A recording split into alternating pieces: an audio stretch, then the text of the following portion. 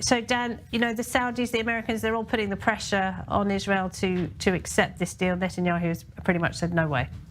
Netanyahu currently can't do very much to upset his extreme right flank on which his coalition depends. And that, I think, is directing a lot of his reaction to things. It is very sad that Saudi Arabia basically froze the movement towards normalization with Israel when the October 7th war broke out, because in so doing, it was doing the bidding of Iran. If there's one thing Iran tried to accomplish by almost certainly goading Hamas into doing what it did, it was precisely to scuttle that peace deal.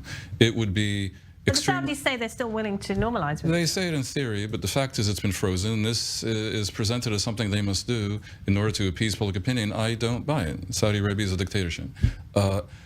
I think it would be great, and I would expect it actually to be so, that as part of some post-war edifice and even some construct that enables the end of the war to come about sooner rather than later, Saudi Arabia will indeed offer Israel normalization in exchange for a number of things, which would include probably an arrangement toward a Palestinian state of some sort or another, the kind of thing Netanyahu himself agreed to when the president was Trump.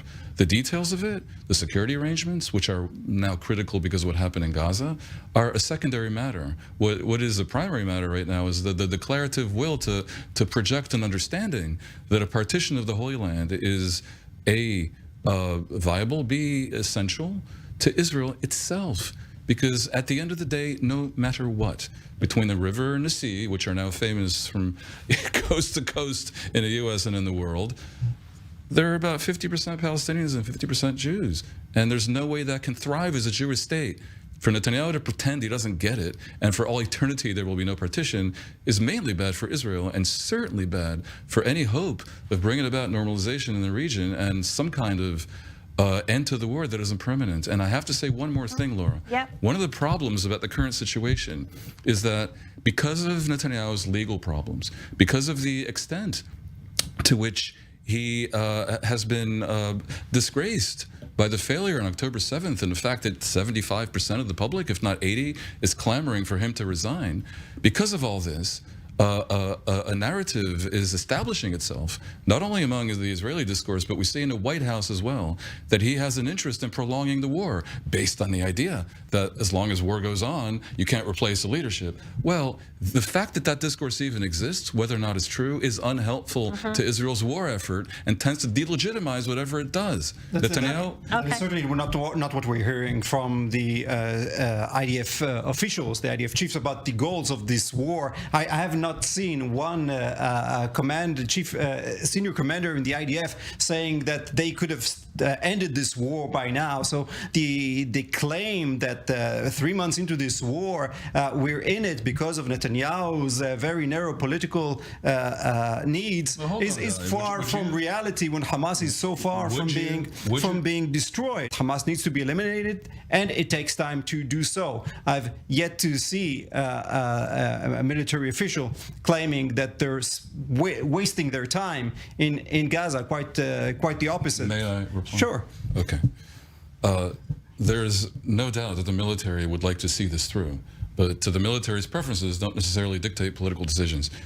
There are certainly people in Israel who would like there to be a deal to release the hostages and at least a temporary moratorium on the fighting. There's no doubt that there are many people in Israel who would certainly accept that at the cost of leaving Hamas in charge of whatever ruination remains in Gaza. Hold on. That war even more. And you claim that this is in Netanyahu's interest. You could also argue it's a good thing, that Hamas has been punished enough, that the Gazan people have suffered enough. It's time to take stock, and rather than entering into an insurgency that could last 5 to 10 years because that is the only option if your goal is to not leave Hamas in power, that doesn't obligate Israel to actually do that. There are people who would like, in fact, to at some point stop the war and live to fight another day in exchange for a whole series of goodies. I've yet to see a proposal from Hamas that sees the return of Israeli hostages in exchange for a pause in the fighting, as we saw back in November. That is clearly not on the table, and that's important to emphasize to our viewers. I will make a prediction. If Israel agrees to a deal that includes Saudi normalization, let's throw in Kuwait and Qatar as well, in exchange for an end to the fighting with things exactly as they are now, a Hamas agreement to return all the hostages and to not fire rockets for the next 5 years. My guess is some version of that. Hold on, some version of that might be achievable, and of course, Well, no, Hamas will mention claim Palestinians victory. I did not Hold on. see anyone asking Hamas for their opinion. What prevents Israel from being proactive? We will continue to mobilize the international position capable of pressure on Israel. And honestly, we have begun to see a change in the positions of many countries since the 7th of October until now.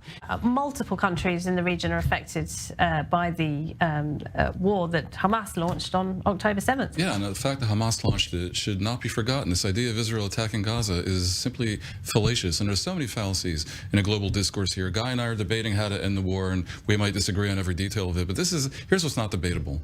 The notion that has such currency in the West and also in some Arab countries that equates Hamas with the Palestinian interest is absurd. Hamas's raison d'etre is to prevent the very two-state solution that we are debating here. It's been fighting against it for 30-some years, and if it has its way, and it actually manages to eliminate Israel in favor of an Islamic caliphate, it won't just be limited to Palestine. That is a vision they have for the entire region, these jihadis. And in that vision, women are enslaved and the gays are dead.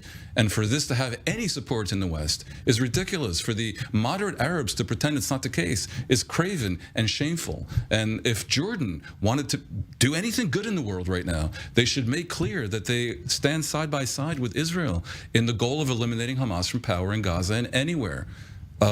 They may disagree on the eventual outcome with Netanyahu, so do I. But this fundamental truth that this jihadism must be fought is something that the moderate Arabs should support.